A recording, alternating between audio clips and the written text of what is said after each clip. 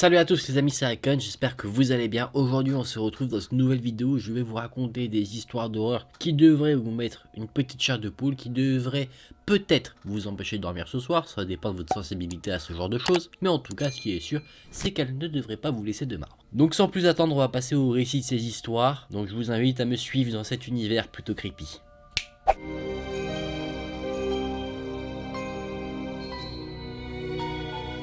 Il y avait un couple marié qui vivait au Japon avec leur fils et leur fille. Le fils était assez en colère contre sa sœur, du coup il a décidé de lui faire une farce. Dans les histoires d'horreur, on sait généralement où les farces nous mènent, pas vers de très belles choses. Son idée de farce, c'était de la filmer pendant qu'elle était aux toilettes et ensuite de poster la vidéo en ligne. Ne le faites pas, c'est très irrespectueux. Son objectif, c'était d'humilier sa sœur devant ses amis. Le meilleur frère du monde, n'est-ce pas? Le jeune garçon a donc caché une caméra dans les toilettes pour pas qu'elle ne soit visible, et plus tard, la sœur s'est donc rendue aux toilettes. La jeune fille a fermé la porte à clé, mais étrangement, elle n'est jamais ressortie des toilettes après ça. La mère de famille a commencé à se dire, mais où est ma fille? Qu'est-ce qui peut lui prendre autant de temps? Est-ce qu'elle est malade? Est-ce que tout va bien? Du coup, elle a commencé à taper sur la porte des toilettes pour savoir si tout se passait bien. À sa grande surprise, elle n'a eu aucune réponse. Assez inquiète, elle demande au père de famille de défoncer la porte des toilettes, chose qu'il arrive à faire, et à l'intérieur des toilettes, il tombe devant un spectacle des plus horribles. Il voit le corps sans vie de leur fille, allongé sur le sol dans une mare de sang. Elle a été poignardée à mort. Son visage avait été déformé qu'elle en était presque devenue méconnaissable. Ce qui veut dire qu'elle a vraiment dû être sacrément bien attaquée si même les propres parents ont du mal à reconnaître leur propre enfant. Sa langue avait été coupée et derrière elle sur le sol, il y avait une fossile. Si vous ne savez pas ce que c'est une fossile, c'est un objet qui permet à des cultivateurs de moissonner des végétaux. Fort naturellement, la police a été appelée pour enquêter, on a quand même affaire à un meurtre, et ils sont donc venus enquêter sur la scène de crime. Ils ont mené une enquête très rigoureuse, mais ils avaient face à eux un réel mystère. La porte des toilettes avait été fermée de l'intérieur, la fenêtre était condamnée, et les toilettes étaient assez petites, du coup personne ne pouvait se cacher dedans. Donc la question qui demeure, c'est comment la jeune fille a été assassinée. La seule possibilité qu'il y avait pour les enquêteurs, c'était un petit trou qu'il y avait dans le mur, qu'ils ont mesuré, mais le trou était tellement petit que personne ne pouvait se faufiler par ce trou. La police tombe totalement dénue. Ils ne savent pas du tout répondre au mystère qui se trouve devant eux. Ils ont tenté de récupérer des empreintes, mais ils n'ont trouvé aucune empreinte autre que celle de la jeune fille qui pourrait justement indiquer un potentiel suspect. Ils se disent donc que ce meurtre sera probablement non résolu. Ils ont interrogé le père et la mère, et ensuite ils ont interrogé le fils. Mais étonnamment, le fils était introuvable. Ils ont retourné à la maison pour le trouver, et ils l'ont retrouvé recroquevillé dans une penderie, totalement apeuré. Ses mains tremblaient, ses yeux étaient grands ouverts, il était dans une phase de transe, totalement de panique. Et entre ses mains, il tenait quelque chose. Il tenait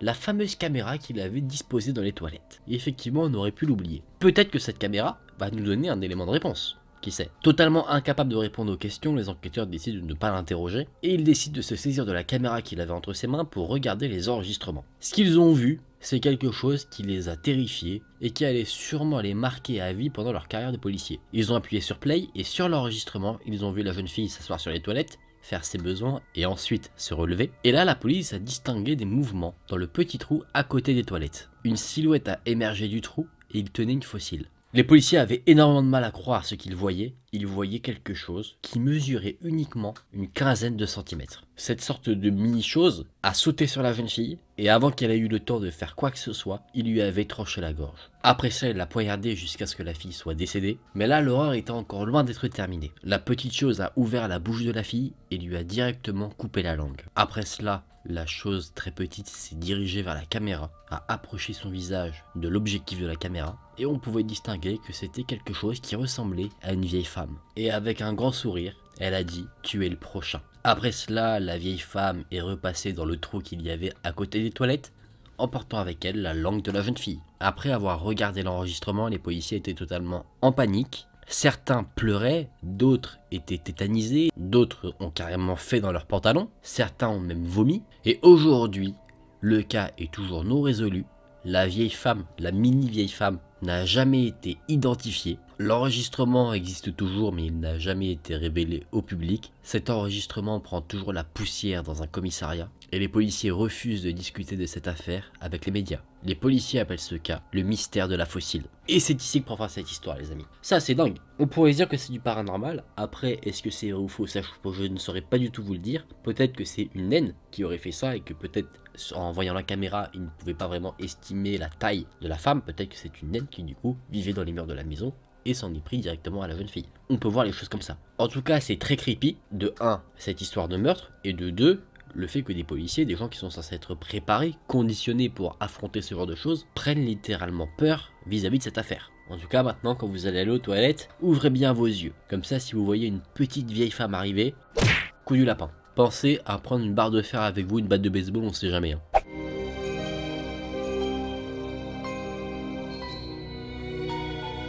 Les amis, deuxième histoire, on va parler maintenant d'une affaire de salle de bain. Jennifer était assise à son bureau en train de finir ses devoirs, dans sa chambre, et elle travaillait vraiment beaucoup parce qu'elle avait un examen le lendemain. Pendant qu'elle cherchait un de ses livres de classe dans son sac, elle a reçu un message sur son téléphone portable. Elle n'a pas reconnu le numéro, mais le message disait « Tu devrais aller prendre un bain, et ensuite aller au lit, demain tu as classe et tu as un examen. » Le message était signé maman. D'abord Jennifer est assez surprise, et après elle se dit « Ah, peut-être que ma mère n'a pas de crédit, du coup elle a pris le téléphone de quelqu'un d'autre pour m'envoyer un message. » Effectivement, c'est possible. Personnellement, je pense que si ça m'arrivait dans mon cas, on me dirait j'ai pris le téléphone de machin parce que je n'ai plus de crédit et ensuite on me dirait le contenu du message. Là, c'est pas le cas. Donc déjà, éveillons nos sens, mettons-nous en alerte. Mais bon, Jennifer n'y prête pas plus attention que ça. Elle se dit que de toute manière, elle avait déjà prévu de prendre un petit bain très relaxant avant d'aller se coucher. Jennifer se déshabille, elle va dans la salle de bain et là, elle aperçoit la baignoire, mais elle s'arrête de suite. Elle est assez surprise parce que la baignoire est déjà prête à être utilisée, l'eau est déjà remplie à bonne température, et du coup elle se dit, c'est étrange, mais bon, peut-être que c'est ma mère qui l'a fait, du coup elle se pose pas plus de questions.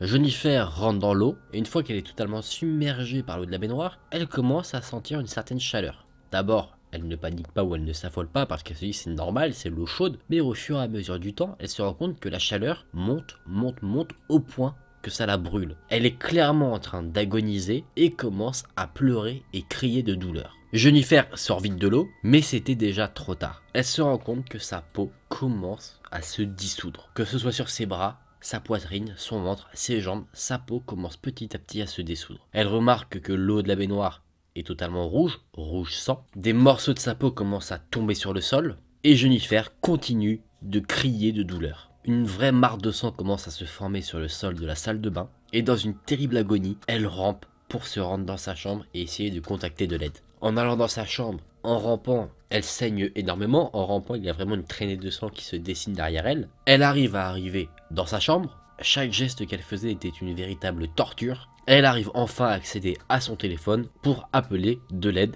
notamment la police. Mais sauf qu'elle se rend compte qu'elle a un nouveau message du même numéro qui lui envoyait le précédent message avant son bain. Ce message disait « La prochaine fois, prends un bain dans de l'eau ». Jennifer, après avoir lu ce message, entend un rire derrière elle, un rire de maniaque.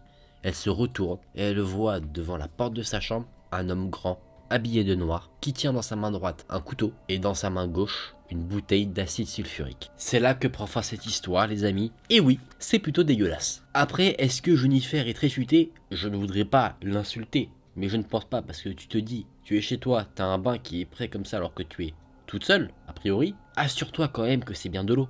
On sait jamais. Après, il nous manque aussi quand même pas mal d'éléments de contexte. L'homme a préparé un bain d'acide à l'attention de Jennifer, sauf que Jennifer était dans sa chambre tranquillement, donc elle n'a pas entendu qu'il se tramait quelque chose dans sa salle de bain apparemment. Peut-être qu'elle avait des écouteurs, en tout cas ça l'histoire ne nous l'a pas dit. Dans cette vidéo, de toute manière, j'ai l'impression que je vais vous faire flipper de toutes les pièces de votre maison. On a fait les toilettes, maintenant on fait la salle de bain, la prochaine ça va être quoi? Peut-être votre chambre, peut-être votre cuisine. Des lieux en tout cas où normalement t'es pas censé du tout te sentir en insécurité. Donc pareil, qu'est-ce qu'on fait quand on va dans la salle de bain? On prend la batte de baseball, on la met dans l'eau pour s'assurer que c'est pas de l'acide, hein? On sait jamais, parce que là par contre dans cette situation, le coup du lapin ça sert à rien. Et du coup, même si l'histoire ne nous indique pas ce qui se passe à la fin, Jennifer elle est foutue. Elle est foutue, elle est en train de ramper, elle peut pas courir, elle peut pas se défendre. Elle est foutue, elle est foutue. L'homme habillé de noir a gagné. Il l'a piégé, il l'a tué, et c'est creepy.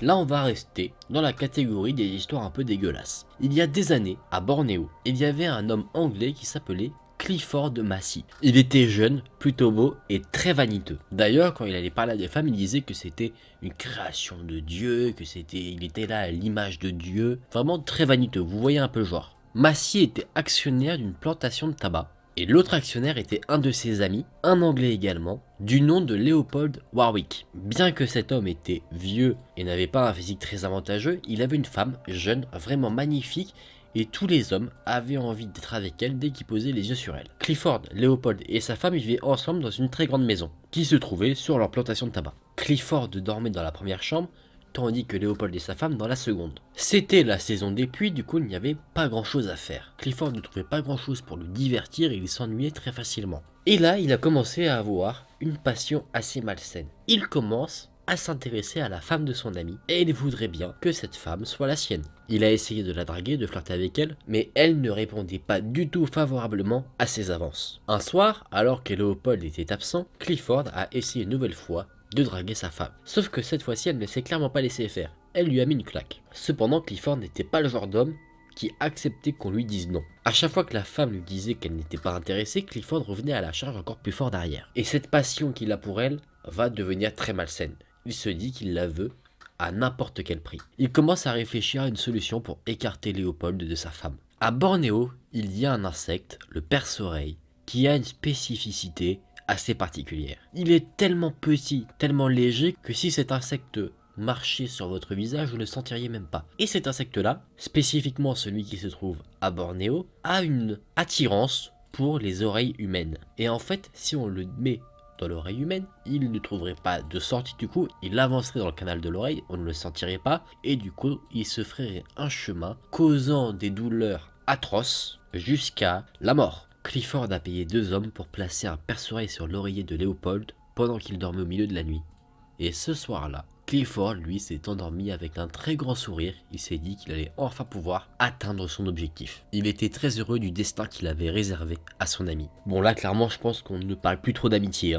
En tout cas, quelqu'un qui essaie de me tuer, je ne le considérerais pas forcément comme un ami. Le lendemain matin, Clifford s'est réveillé, il s'est rendu dans la cuisine pour prendre son petit déjeuner, et à la table, il y avait Léopold qui avait l'air radieux, il avait très bien dormi. Clifford regardait le vieil homme, en attendant qu'il ait un signe d'inconfort, signe que son plan avait bien marché, et là, étrangement, Clifford sent une étrange sensation dans son oreille. Il met son doigt dans son oreille pour se gratter, et en retirant son doigt, il remarque qu'il saigne. Là, en horreur, il sursaute et il se dit « Mince, la chose est dans mon oreille ». Il semblerait que les hommes que Clifford a payés se soit trompé de chambre la nuit et ait donc mis l'insecte dans la mauvaise oreille. C'était le début de semaines d'agonie et de terribles souffrances pour Clifford. Il a appelé un docteur qui ne pouvait rien faire pour lui, du coup, Clifford était dans sa chambre à souffrir. Il était dans sa chambre attaché au lit pour qu'il ne puisse pas se toucher les oreilles. Le jour et la nuit, on l'entendait crier de souffrance, tandis que le perce-oreille, lui, se frayait des chemins dans la tête de Clifford. Au fur et à mesure du temps, il est devenu fou. Parfois, le perce-oreille se reposait, ce qui donnait un moment de répit à Clifford, mais dès que le perce-oreille reprenait de l'activité, la douleur reprenait. La douleur est tellement forte que Clifford veut clairement mourir, et peu importe la manière, il se dit que s'il mourait pendu, brûlé ou toute autre mort, ce serait vraiment un acte de charité pour lui. À chaque fois que le docteur vient le voir, Clifford lui demande de lui enlever la vie. Et là, quelque chose de très inattendu s'est produit, le perce-oreille est sorti de la tête de Clifford par l'autre oreille, donc il est rentré, mettons, par la gauche, il est sorti par la droite. La douleur avait disparu, et Clifford est donc très heureux, il se dit qu'il était là à souhaiter la mort, mais il a réussi à survivre à tous ces tourments. Et quand il était assez remis pour pouvoir parler, le docteur est venu le voir. Et ce qu'il faut savoir dans cette histoire, c'est que Clifford a avoué ce qu'il avait prévu de faire, c'est-à-dire tuer son ami avec le perce-oreille, et que ça s'était retourné contre lui. Du coup, naturellement, la police devait l'arrêter. Il dit donc au docteur: « Je suppose que Léopold et sa femme vont appeler la police et qu'ils vont m'arrêter. » Le docteur répond: « Non, ils ne vont pas appeler la police. » Clifford est assez surpris, il dit: « Ah bon, ils n'appellent pas la police ? Je suppose qu'ils veulent éviter un scandale. » Le docteur répond à cela: « Non, ils ont pris pitié de vous. Ils savent dans quelles conditions vous êtes. » Clifford répond: « Qu'entendez-vous par là ?» Et là, le docteur va annoncer une terrible nouvelle. Vous voyez, le perce-oreille que vous aviez était une femelle, et elle a pondu des œufs. Et c'est là que s'arrête cette histoire. Autant vous dire que Clifford, il va souffrir terriblement à l'avenir. Parce qu'il n'avait qu'un perce-oreille qui rôdait dans sa tête, qui le faisait souffrir à la mort. Et là, il va avoir une flopée d'œufs qui vont éclore. Et du coup, on ne sait combien de perce-oreilles qui vont naviguer dans sa tête. Donc autant vous dire que la souffrance qu'il a connue avec un perce-oreille va être démultipliée par un nombre qu'on ne connaît pas dans quelques temps. Sauf si peut-être il y a un moyen d'éliminer les œufs directement, ce que je ne pense pas et ce que ne montre pas l'histoire en tout cas. Du coup, ne fantasmez pas sur les copines de vos amis. Vous voyez comment ça peut terminer, donc soyez sérieux s'il vous plaît. Un perce-oreille, je ne vous le souhaite pas. Bon les amis, je vous propose qu'on se remette dans une ambiance un peu plus cosy et un peu plus chill. Sacrée histoire, n'est-ce pas? Les 3 histoires étaient plutôt sympas, j'ai beaucoup aimé les 2 premières qui se passent vraiment dans des lieux qu'on ne soupçonnerait jamais. On se dirait pas je vais me faire tuer aux toilettes ou dans ma salle de bain. Salle de bain peut-être un peu plus, mais les toilettes ça je pense pas du tout. Après l'histoire du perce-oreille est assez dégueulasse.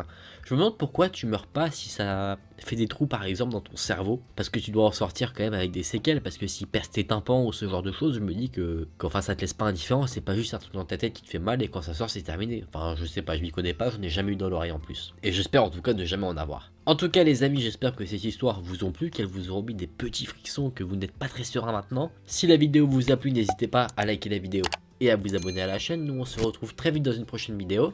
Salut!